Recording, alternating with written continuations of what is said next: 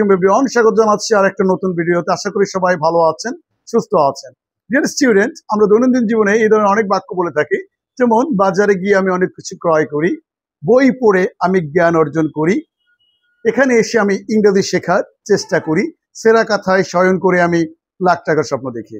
এই বাক্যগুলোকে আমরা কিভাবে ইংরেজিতে ট্রান্সফর্ম করব, সেই ফর্মুলাগুলোই আজকের এই ভিডিওর মাধ্যমে শেখার চেষ্টা করি।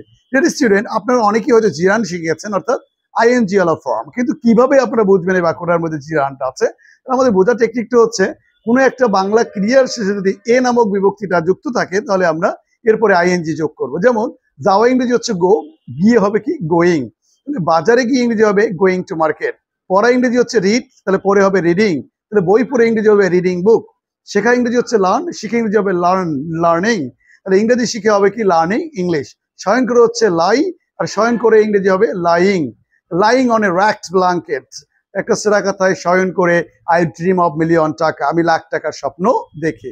আবার আমি যদি বলি বই পড়ে আমি আমার অবসর সময় কাটাই, তাহলে পড়া ইংরেজি আমরা জানি রিড, পড়ে ইংরেজি হবে রিডিং। বই পড়ে ইংরেজি হবে রিডিং বুক, আমি কাটা ইংরেজি হচ্ছে আই স্পেন্ড আমার অবসর সময়, মাই leisure time. Reading book, I spend my leisure time. তারপরে আমি যদি আরেকটা বাক্য বলি, গান গেয়ে আমি আনন্দ পাই, তাহলে গান গাও ইংরেজি সিং, তাহলে গান গেয়ে ইংরেজি হবে সিঙ্গিং সং। আমি পাই ইংরেজি হচ্ছে আই গেট, আনন্দ ইংরেজি হচ্ছে প্লেজার।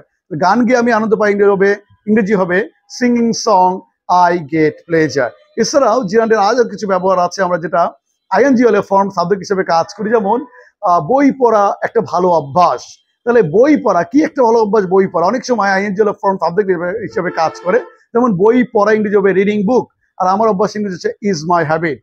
তাহলে আমি যদি বলি মাছ ধরা আমার শখ, তাহলে মাছ ধরা কি ধরা আমার শখ? মাছ ধরা। মাছ ধরা ইংরেজি হবে catching fish, is my hobby.